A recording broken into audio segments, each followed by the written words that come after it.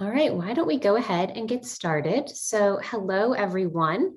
Welcome to our Equity in Action session on how history should play a role in creating thriving workplaces.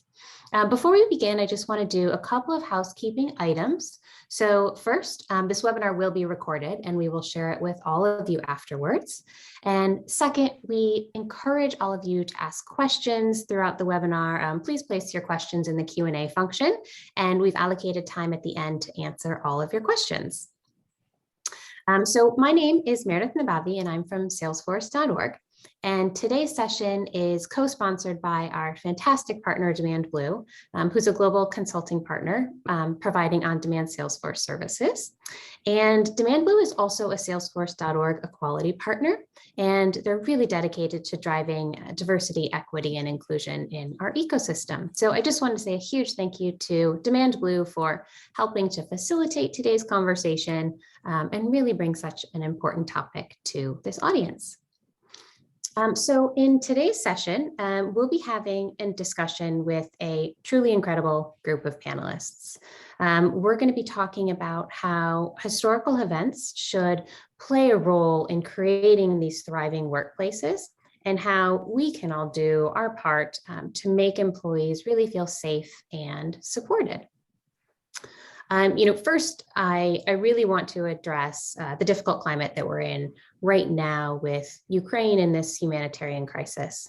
And a lot of the elements of what we're going to be talking about today will share, how to support employees grappling with this crisis. In today's conversation specifically, we're going to be focused on the Tulsa Race Massacre, which happened in 1921.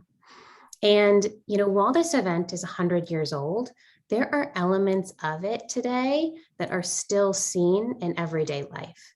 And our speakers are going to guide us through a conversation of that event, how we're seeing it replayed in our society, and then how we as individuals can support those who are suffering from trauma from that or similar events, especially in our workplaces. So at this time, I would love to hand it off to Sindhuja Ram from Demand Blue, who is going to be guiding us through this conversation today. So Sindhuja, I will pass it off to you. Thanks, Meredith. I'm honored to introduce our two speakers for today's Equity in Action session. We have with us Anneliese M. Bruner, a writer and editor working in the business, media, and nonprofit sectors. Her writing has appeared in publications such as Honey Magazine, Savoy, USAID, Frontlines, The Lily, and CNN.com. She was born and raised in San Francisco and very much considers herself a California native.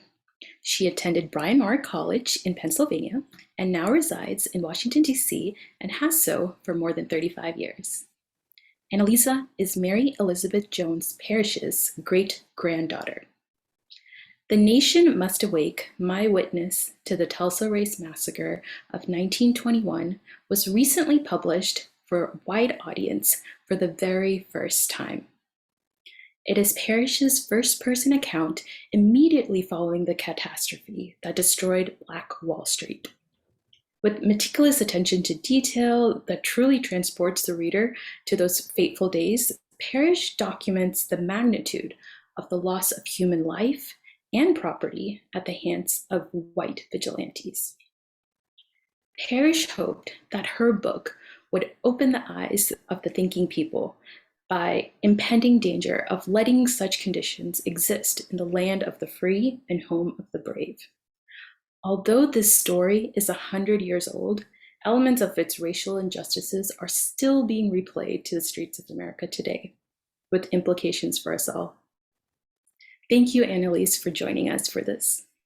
Our second speaker is Ibie Hart.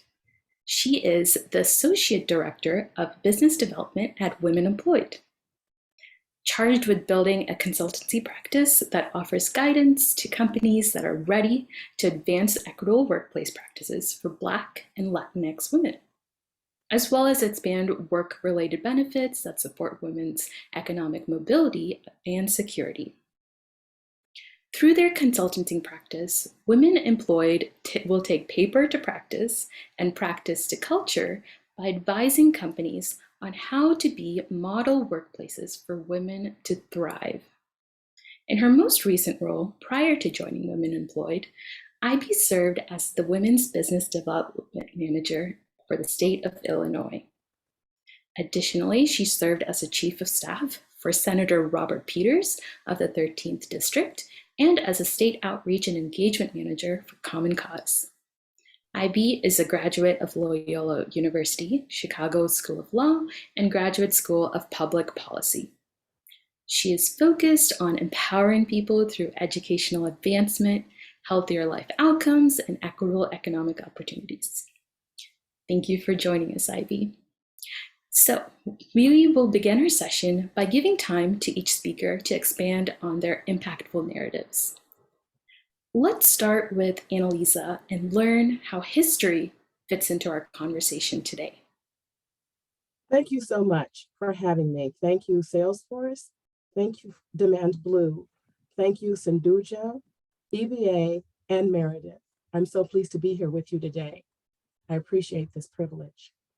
I think we can all agree that we are living through historic times, a war of aggression in Europe, an ongoing pandemic, global climate degradation, a congressional investigation here at home of a self-coup, the groundbreaking nomination of a Black woman to the United States Supreme Court, and historically, the president's signing of the anti-lynching bill that has been long overdue, and it is even mentioned originally in the book, The Nation Must Awake, which was published 100 years ago.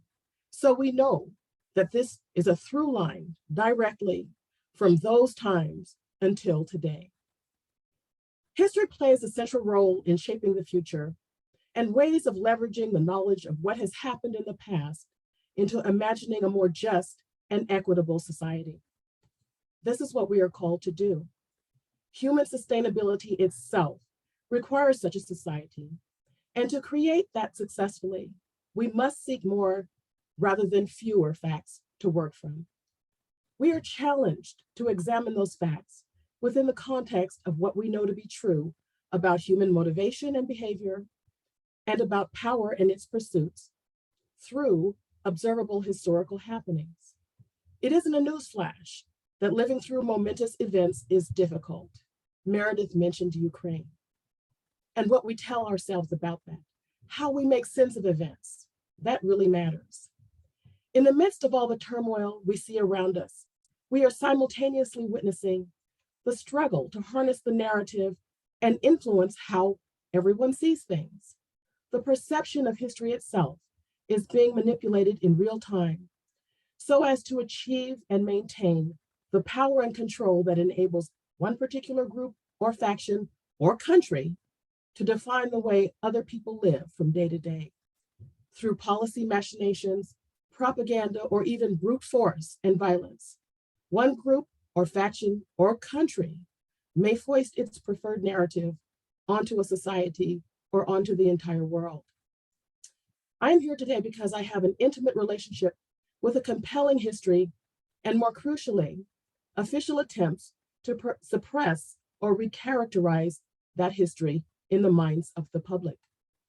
As you have heard, I descend from Mary Jones-Parrish, who was a survivor of the Tulsa Race Massacre of 1921. Grandmother Mary was a 31-year-old teacher and reporter living and working in Tulsa at the time of the catastrophe. She was born in Yazoo City, Mississippi in 1890, and by 1918, she was living in Rochester, New York. She visited Tulsa from Rochester in that year, and while visiting family there, she saw something that deeply impressed her. At the time, money flowed through Tulsa like oil. The city was built on oil wealth, and the opportunity for personal wealth attracted all manner of folk. Businesses sprang up to accommodate the rush that surrounded that industry. The Greenwood District was the segregated part of town where African Americans had their own commerce, residences, and their own lives, with all the attendant nuance. There was a vitality and spirit of cooperation that excited Mary's imagination. She writes, "I had heard of this town since girlhood and of the many opportunities here to make money. But I came not to Tulsa as many came, lured by the dream of making money and bettering myself in the financial world, but because of the wonderful cooperation I observed among our people, and especially the harmony of spirit and action that existed between the businessmen and businesswomen." She goes on leaving the Frisco station, going north to Archer Street, one could see nothing but Negro business places. That was the word of the day, obviously. Going east on Archer Street for 2 or more blocks, there you would behold Greenwood Avenue, the Negroes' Wall Street, an eyesore to some evil-minded real estate men who saw the advantage of making this street into a commercial district. We understand from this passage that powerful interests wanted to co-opt the land on which Greenwood sat in the hopes of developing it into a commercial district to satisfy the city's burgeoning growth. Knowing and understanding this impetus helps us to realize that there were underlying and pre-existing motivations for the attack on the community. To discern just what those motivations were and to recognize the lengths to which certain people were willing to go to satisfy their own greed, it's important to pay close attention. They were willing to go to savage and lethal ends, which is what they demonstrated to the world through their actions and policies. We learn about this in the weeks following the massacre. Through the Reconstruction Committee appointed by the mayor and city commissioners, this is from Tuesday, June 14th, 1921. Tulsa extends a welcoming hand to wholesale houses and industrial plants, which are to be located on the trackage property in Little Africa, as Black Wall Street was called, swept by fire and which is now within the city fire limits, restricted to the erection of fire-resisting buildings. The night of the event of the massacre, the massacre began to unfold. Mary Parrish was teaching at her private business, which she owned, the Mary Jones-Parrish School of Natural Education. She worked by day at the Hunton branch of the YMCA and taught in the evening at her own establishment in the same building where she shared an apartment with her little girl. It was the Woods Building at 103 Greenwood Avenue. Her class of typewriting students had been dismissed for the evening, and she and her daughter were passing time until bedtime. It was a popular school because young women in the community wanted greater financial opportunity, and they knew that by training themselves, and at that time, many very bright women worked as secretaries, and they knew that gaining those skills would give them a greater financial toehold. The young mother was sitting down to read, and she let her daughter stay up because of the warm evening. Her little girl, who was amusing herself by looking out the window onto the avenue, interrupted her mother with an urgent cry. She said, "Mother, I see men with guns." That moment segued into a series of cascading events upon which their very survival depended, and upon which, therefore, my own existence 40 years later hinged. Vigilantes intent on arson, looting, and murder marauded through their district, setting homes and businesses ablaze as they advanced on the community. The invaders would later shoot at the fire brigade when they arrived to put out the many fires, preventing them from saving the city, the town, the district. Mary rushed to the window and saw that what her daughter said was true. There were men in the street carrying long rifles and bullets were flying everywhere. She instructed 7-year-old Florence to lie down on the sofa bed, praying that it would stop any bullets that might penetrate the windows or walls. During the next hours and through until morning, gunshots and fire tore through the neighborhood. The young mother was in a quandary about how best to save herself and her young daughter. "I took my little girl in my arms," she writes, "read 1 or 2 chapters of Psalms of David, and prayed that God would give me the courage to stand through it all." She ultimately decided that it would be better to die in the street by gunfire, her actual words, than to remain in her home and be incinerated by the flames. Her close neighbors had already fled, but she had waited, watching, hoping to see if the attack would stop, but it didn't. "I took my little girl by the hand and fled out the west door onto Greenwood. I did not take time to get a hat for myself or baby, she writes, but started out north on Greenwood, running amidst showers of bullets from the machine gun located in the granary and from men who were quickly surrounding our district. I felt that it was suicide to remain in the building, for it would surely be destroyed, and death in the street was preferred, for we expected to be shot down at any moment. So we placed our trust in God, our Heavenly Father, who seeth and knoweth all things, and ran out onto Greenwood. A passing truck picked up the two of them, ultimately carting them some 30 miles to Claremore, alongside their fellow refugees, on the back of that hot, dusty truck. Those who did not have the chance to escape were rounded up and marched into detention camps at the fairgrounds, the convention center, and other large open-air venues in the area. Some of the attackers shot at the feet of the detainees as they herded them into the camps that were set up. Preparations had been thought through and were already in place in advance of the action. What had precipitated this? A lynching party assembled to kidnap a young man by the name of Dick Rowland from the city jail, where he was being held on a false charge of assaulting Sarah Page. She was an elevator operator, and it seems as though he stepped on her foot or some little infraction happened. And the African-American community rose up to try to save him from the impending lynching. Mary Parrish recognized the danger of the mob and how vigilantism usurps what should be the role of the law in ensuring that justice is applied equitably. Tonight, as I write and think of Tulsa, we read in the book, my eyes well with tears and my soul cries for justice. Oh, America, how long will you let mob violence reign supreme? Is democracy a mockery, she asks. But enforcing equal justice is tricky when justice is tied to a power structure that was initially designed to support the rights of one in-group, and minority groups have been continually compelled to engage in struggle to achieve full citizenship rights, a metric of a well-functioning democracy.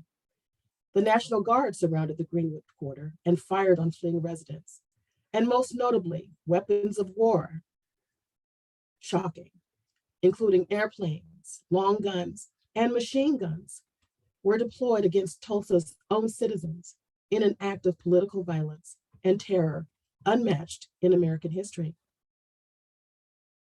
It is impossible, Mary Jones writes, to make a full report of the happenings, but what I saw was bad enough, and yet I cannot tell all that I saw. When I fully realized what was happening, I saw men and women fleeing for their lives, with white men by the hundreds pursuing them, firing in all directions. As one woman was running from her home, she suddenly fell with a bullet wound. Then I saw airplanes as they flew very low. To my surprise, as they passed over the business district, they left, as it passed over the business district, they left the entire block a mass of flame. 100 years on from Tulsa, we can see that some of the dynamics of the historical moment in which we find ourselves today were presaged by the crucible of events through which my ancestors lived. We are watching an identifiable threat to our notion of democracy, culminating most visibly in the attempted coup d'etat of 1/6, when an angry mob with calculated timing invaded the capital of the United States with the intention of stopping the certification of the presidential election of 2020. And the assault on democratic norms in the form of public falsehoods and suppression of factual history is ongoing. In the immediate wake of the Capitol assault, extremist lawmakers began to shift the narrative of the day to one that cast the rebels as innocent tourists who took an orderly stroll through the Capitol Statuary Hall. More recently, the events of the day have been recast as legitimate political discourse. As in the case of the reckoning with Tulsa, the history of which was denied and suppressed for far too long, we are challenged to commit ourselves to understanding how the foundations of social inequality were laid and to tackling undemocratic trends that could eventually engulf us all. Without that understanding, we may not realize how consequential efforts to limit voting and civil rights truly are. Censorship and book banning in public education are on the rise, and debates are taking place about what history should be taught. The answer must always be accurate history. My paternal grandmother was a young child during the massacre. As a young adult, she left Tulsa for San Francisco. She took the teacher's exam and performed very well. But because of racism, the school district in San Francisco hired her as a janitor instead. She did what was necessary to support herself and her family, but her dreams for her life were dashed. My maternal grandmother, who also immigrated to San Francisco, except from Houston, applied to be a telephone operator. She was told that Black people could not speak well enough. Their English could not be understood well enough. And she worked as a janitor in the shipyards right there in Hunters Point. These women contributed to building society, but their contributions were stymied by societal factors beyond their control. We have to be better in every aspect of how we value the people with whom we are in community. Fairness matters. Without it, equity is impossible. Thank you. Thank you, Anneliese. From hearing your account of Parrish's past, we can see and feel the power of the story.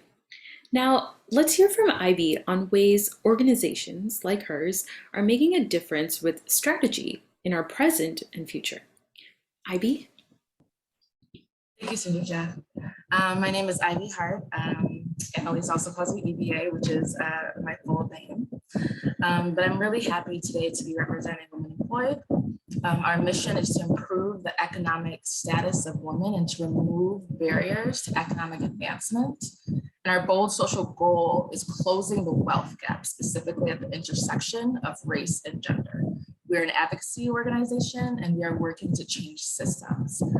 We work with lawmakers, educators, business people, community leaders, and everyday people to address the challenges that women face in their jobs and how they deal with these current events that they're experiencing, and how we can help you also help women and other people of color that are work get through that.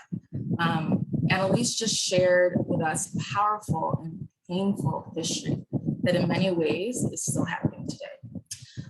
I read the whole book. It was not easy. And definitely, while at the same time realizing that history was being repeated, right? And in many ways. There was a specific part in the book where a woman was fleeing her house. The city was under destruction, everything was going under fire, and she was fleeing. And she said her white neighbor opened the door, looked at her with pity, but offered no support or protection. And I thought about the several ways that Black women and Black people do not feel protected. We hear about it, we see it. I mean, last week with the confirmation hearings, I think we saw a lot of that on display, and we experience it, but are still expected to work and act unaffected. And so I think our organization is here today to speak on how the past influences the future and how as employers, you could help navigate that with your employees and create thriving workplaces, right? And that's what we're all focused on today. Later in this event, we're going to talk about some specifics, what we can do, how you can navigate that. But we do want to bring up our strategic plan. I think we talked about with Demand Blue that it's important, like what is the basis of this? How does the organization or your company move? How do you accomplish the missions and the statements that you put out? We like to say paper, so that's statements, compliance, different forms you have or processes you put in place, but paper to practice and practice to culture. It's about shifting that culture, right? So part of our strategic plan, we have 4 key pillars. The first one being ensuring the appropriate recognition and compensation of essential paid and unpaid work done by women of color. And so when we're thinking about how history is impacting today, and pay equity has not been realized, right? There's other struggles that people are coming to work and they're not being compensated. How are they getting recognized and compensated for the actual work they do, essential paid, right? The work they do that they're not getting paid equally for, but also that unpaid work. We call that the invisible labor that women do every day that they're not being paid for. The second pillar being shift, radically shifting the distribution of resources. Because our bold goal is specifically about that, for us, it's about looking at where those resources are and making sure that they're being shifted and distributed to the people who don't reach them. And for us, it's women, right? But for you, that may look like within your organization. Where are the resources and how are you shifting them? And not just like small, like I cut out 5,000, right? But radically shifting. What does it mean to radically shift how your resources are being used in your company to support Black people or people bound with trauma or who are underserved within the company? What does that look like? And then our two other pillars, I know we don't have much time, we have to get to the Q&A, but is to forge pathways, economic power, leadership, and wealth. Power, not security, right? Security is the baseline. How do we go above and beyond that and empower people in the workplace? Leadership, promotions, the investment that goes beyond what their role is at your workplace. How are you investing in who they are, their career paths, and how they're developing as a person, right? And then wealth, because we do need to close that gap. And we have some stats that we're going to share later about just how inequitable it is and what it means to actively close that gap and partner with your employees on that. And then our last one being drive, driving organizational sustainability, capacity, and excellence. So many people made statements for diversity, equity, inclusion, right? But is it sustainable? How do you create the capacity to sustain it? What does excellence look like in an equitable way? Not just making money in your figures. Right? What does it mean to actually have a workplace that you can call a safe environment? Thank you. Thank you, Ibie. With that, we're going to move into our Q&A segment where we'll feature Ibie and Anneliese on the screen and really connect the dots of how historical events like the Tulsa creating these strategies for thriving workplaces. I will encourage the audience to use the Q&A box below to ask any of your pressing questions for our speakers. To start, I'll ask this question to Anneliese.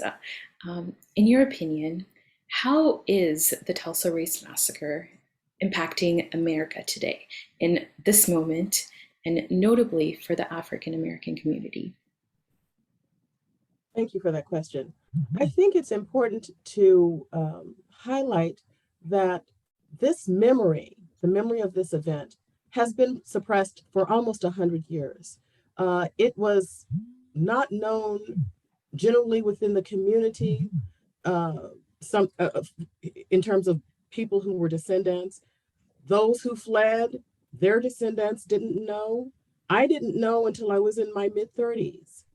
Although my great-grandmother had written this book, and although my grandmother was a survivor, there was for some reason, I mean, we can go into all kinds of sociological reasons why people don't talk about these kinds of horrible things that have happened. But I think that part of the healing process, part of the reparative process, part of the process of making people whole is first having their story heard and believed. There was a certain incredulity when people apparently first started talking about this. No one could believe it. I myself, during some of my research, saw an article in the New York Times, the paper of record, and it said that planes flying overhead were community lore. We know what that word means. Lore means something that is possibly mythological, probably untrue. And so it is super important that we have such records as the one that Mary Jones-Parrish wrote, because this society, our society, values written evidence much more so than oral tradition. And so it is important as a first step. EBA mentioned security as a baseline. Knowing is just the baseline. It's just the beginning.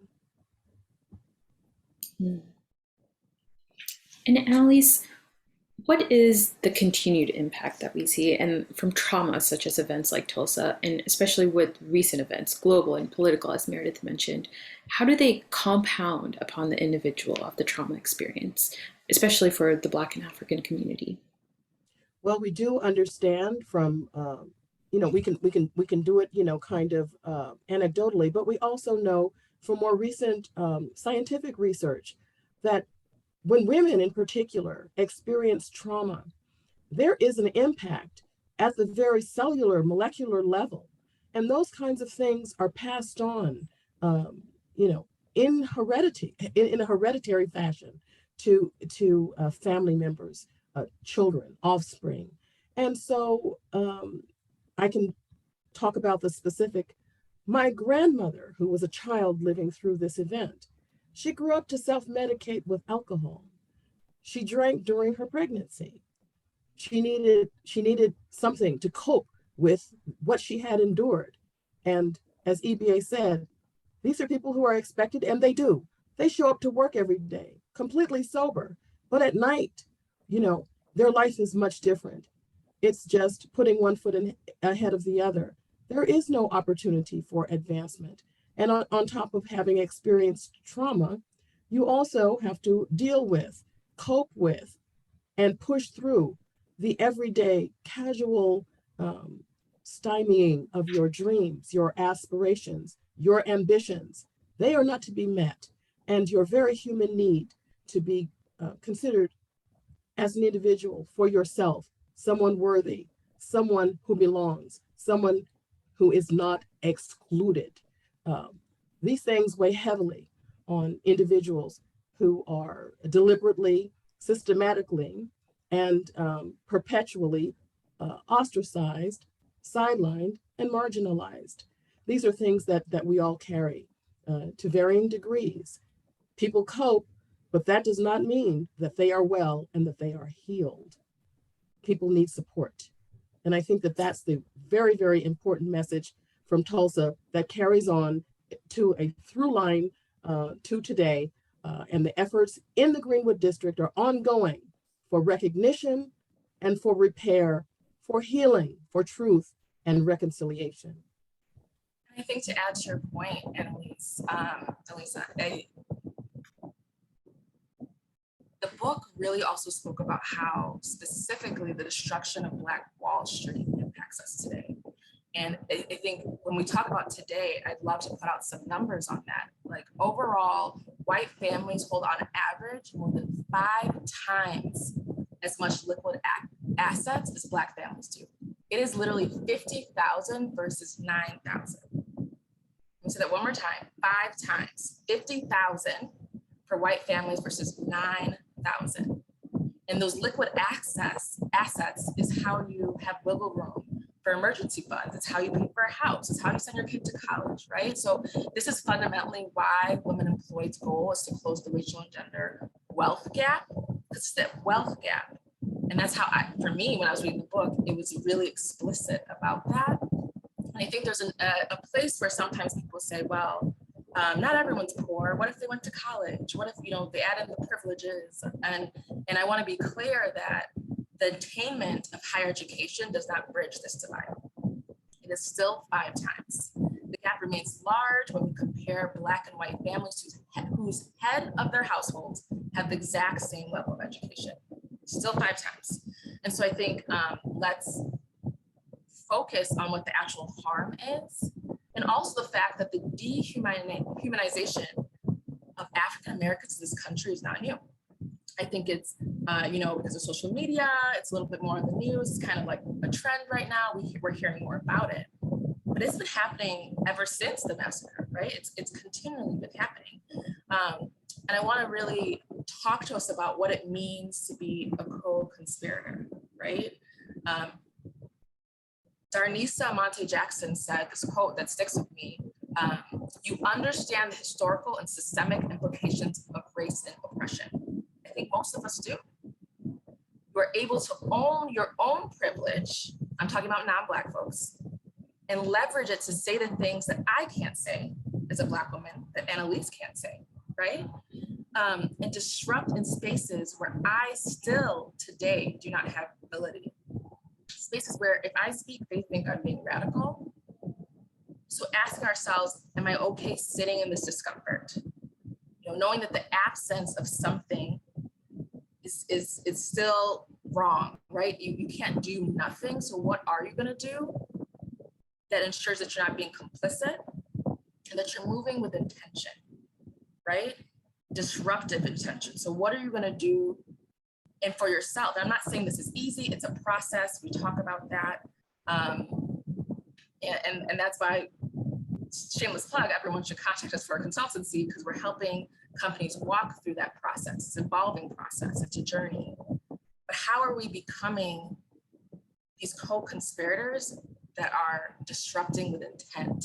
They're partnering with us to end systems of oppression that started from, you know, historic times, just like the massacre. Thank you, Ibie. And it's very apparent that it's generational and systemic, and it keeps going on. And exactly. I heard Ibie used a lot of interesting terms. One term that we've heard a lot about is a trauma-informed workplace. For those of us who are new to that term, how would you define it? And what are some ways or initial items that employers can do to move in that direction?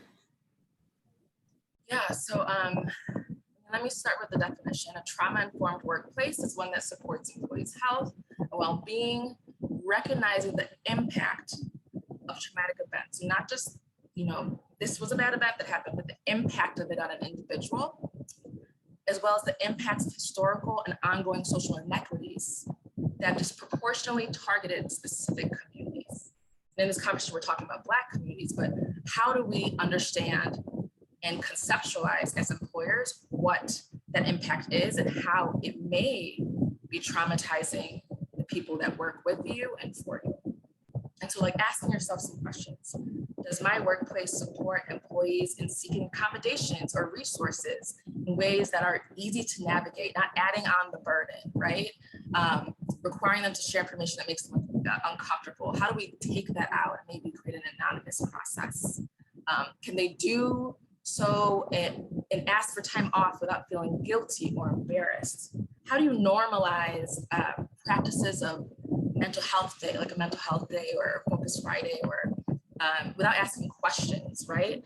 And we are going to get to the point where you need to ask questions, but when people are asking for time off or mental health day, like, how do you make sure it's normalized and not causing more undue burden? And asking yourself whether you're a workplace that's truly diverse and inclusive. I think we know what those words are, but asking ourselves and defining, what does this look like in my workplace? And if there's some dissonance there, what do I need to do to rectify that? And then you said, you asked what are some initial items that employers can do to start moving in that direction. I think it's really thinking about, how as an employer do I care about my employees as a whole person? What does that mean? Getting rid of the whole idea that, you know, work and their professional life and personal life is separate. Their work and life is happening all together, right? And so how do you help your employees feel that they can bring themselves to you fully? How do you create that space of trust and relationality, right? Like I said, evaluating your workplace norms and practices when they're made. Write down some questions that you may have to kind of filter through those lenses. We're human. We're not going to always remember. I have biases that I still need to work through. But writing down those questions, which I've actually done, helps sometimes take care of those blind spots. I think being open to flexible schedules, which I had a conversation with someone at a company, and they were saying, well, we have flexible scheduling, like it's the law. But how do we make sure that people aren't going to abuse it? It's maybe changing your mindset and trusting that they'll get the work done. Why are you assuming that people will abuse it before that happens? How do you trust them and create a relationship where you can believe that the work will get done, right? You're not, we call it mommy tracking them to see who's going to take advantage of it. As long as they're taking care of their lives, as well as, right, their work, what's the issue? Why does it make us uncomfortable? And if it does, working through that, right? And then last thing, so I know we're running out of time, really looking through the benefits and supports that are provided, and whether that's paid sick time, paid family and medical leave, how long is it? Is it enough? Is it past the threshold, the baseline, right? How is it becoming more radical? Is there childcare available? What does that look like? I mean, and I want to say, not every organization is the same. Not every company is the same. You don't have the same group of Black people at work. We're not a monolith, right? So ask them, ask questions, find out, what do they need? You know, so many people are leaving. Let's ask them and try to provide what they need to rectify those gaps, right? And then we have something here about like reimbursements. And I want to note that a lot of workplaces, it's been a long-term practice, right? But how do you think about the fact that many people cannot afford to pay up front and out of pocket and wait a while for that reimbursement to process through? So what does it look like to give that money up front? And like I said, shift those resources that you have to make that possible for folks. There's so much more here. Like I said, it depends on the organization, the company, their mission, their values, what they're doing, who's there. Equity is really about meeting them, meeting your employees and those people where they're at. Something that traumatizes me may not traumatize Anneliese, right? How are you having those conversations and really building those relationships? And they're hard conversations. It's not easy. And sometimes we're gonna feel like it's taking up the workday, right? But creating space for that is really, really important. Mm-hmm. And those items and pillars are essentially coming from an honest and heartfelt place from as an employer, and that what makes the difference from being in the great resignation to the great retention. So thank you for sharing that. And again, so much more to dive into. I will take this question for both of you. As we see in the book, Parrish sums up in the first part a section titled Lessons of the Disaster. So from your opinion, do you think any of these lessons that she outlined still applies today? Anneliese, would you like to start?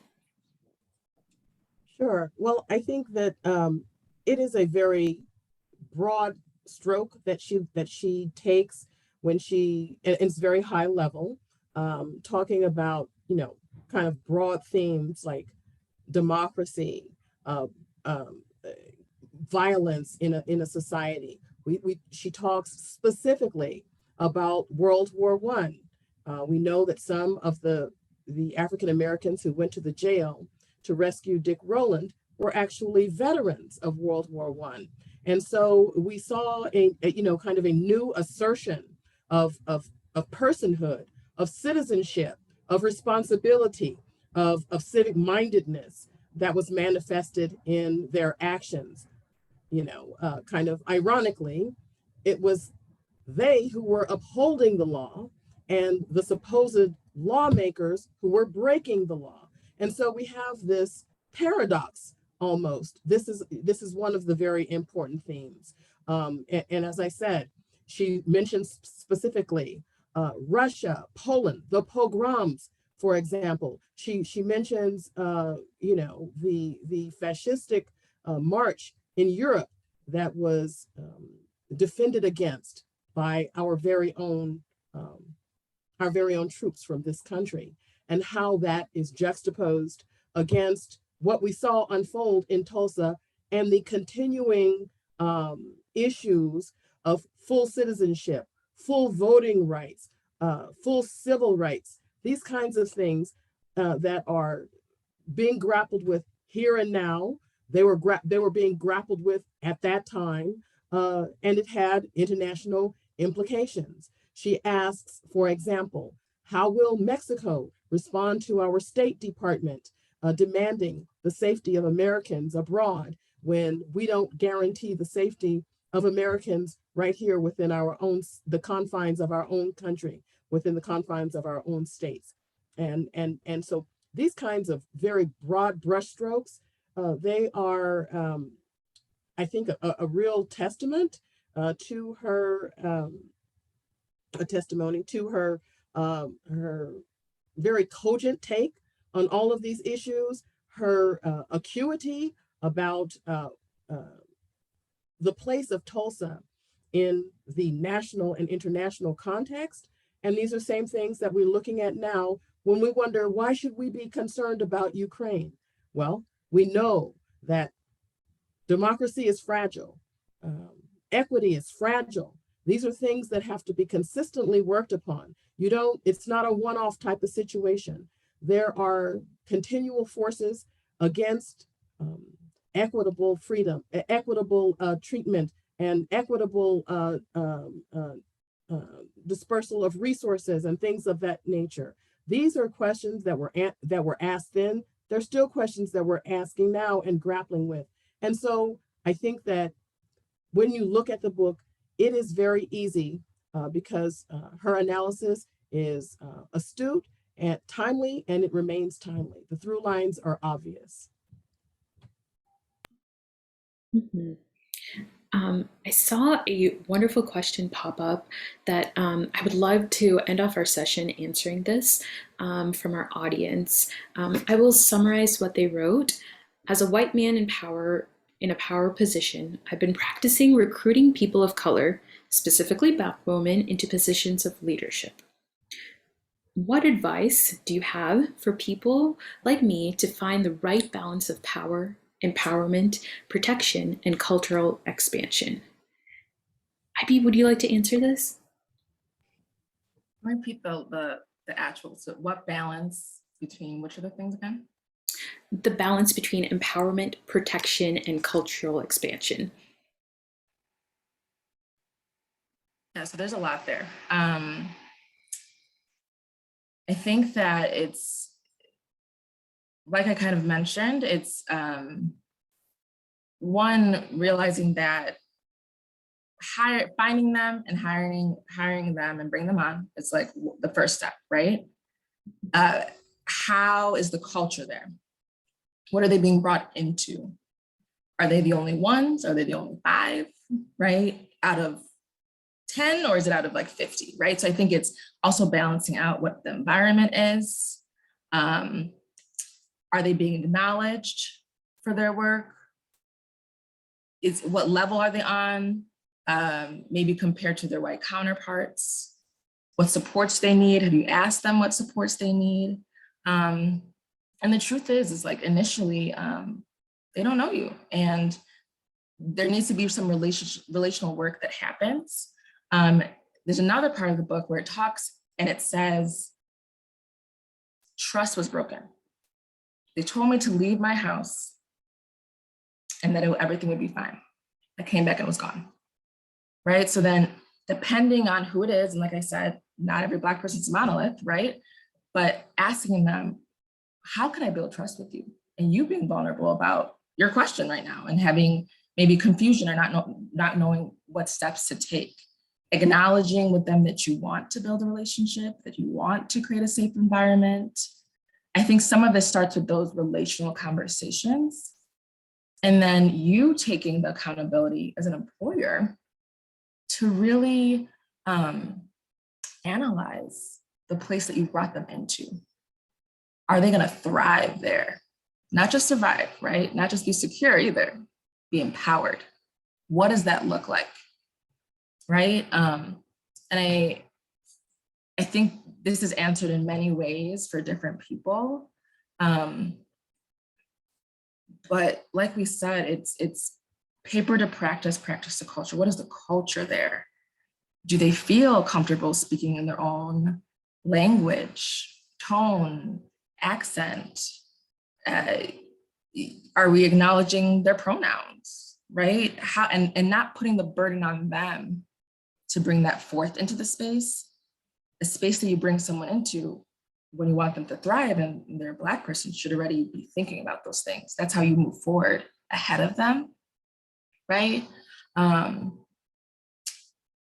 Power, the one that tripped me up was power, because as a white man, you do have more power, it's systemic, right? And so I think identifying for yourself, what are the ways I display power? in conversations? Am I taking up space in the room and not actually giving room for other people to speak first up, or valuing their opinion, their style? I think it's really identifying those questions for yourself and where the gaps are and where you need to move, but it's contact us, use our consultancy. But those are some of the first things I can say. Mhm. Thank you, Ibie.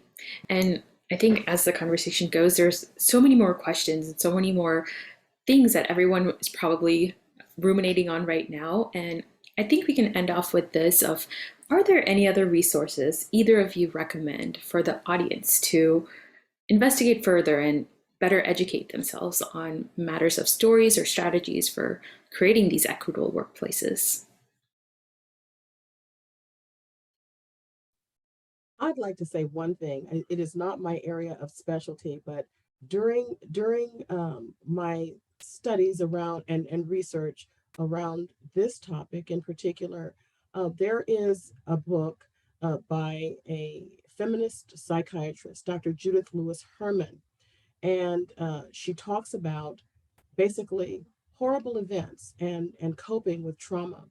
And her book is called Trauma and Recovery, The Aftermath of Violence, from Domestic Abuse to Political Terror. And so we understand that some of those energies, they intersect and overlap. And I would recommend that people take a look at that book, because those are the experiences that people sometimes are bringing with them into the workspace, into all the spaces that they inhabit. And there is a certain analysis that she does that helps people to actually grasp intellectually what it means to deal with people who have experienced trauma. She outlines and defines it very specifically in a way that's very easy to comprehend. And so that would be my suggestion. Thank you, Annalisa. And Ibie, I would offer, obviously, checking out Women Employed. As we've heard, they have the foundational pillars for putting these steps into action. Yeah, and I wanted to, my awesome colleague, Mary Kay, is out there and she's dropping some resources in there. So definitely grab those. I think I wanted to add that the first step in creating a safe environment is listening and acknowledging, right? So I think even beyond, I keep saying, have those conversations, ask those questions, but also like listen. And identify whether you're a good listener or not. One day I found out I wasn't, and I had to learn some things, but I think identifying whether you're a good listener and really trying to listen to the answers with curiosity rather than judgment. And you may not think that you're judging a situation or a lifestyle or how someone talks or does things, right? But implicit biases are real.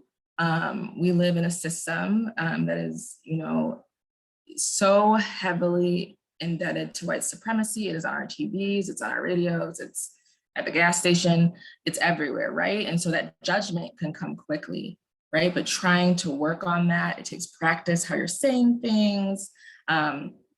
Even with the current events that are going on, I mean, I think it's pretty blatant. I think there's a lot of opinion pieces on different takes around it, right? But even trying to hold yourself back, maybe from your own opinion, especially if you're a manager, and listening and not putting your opinion on the employee, but listening to what they're feeling, what they need, right?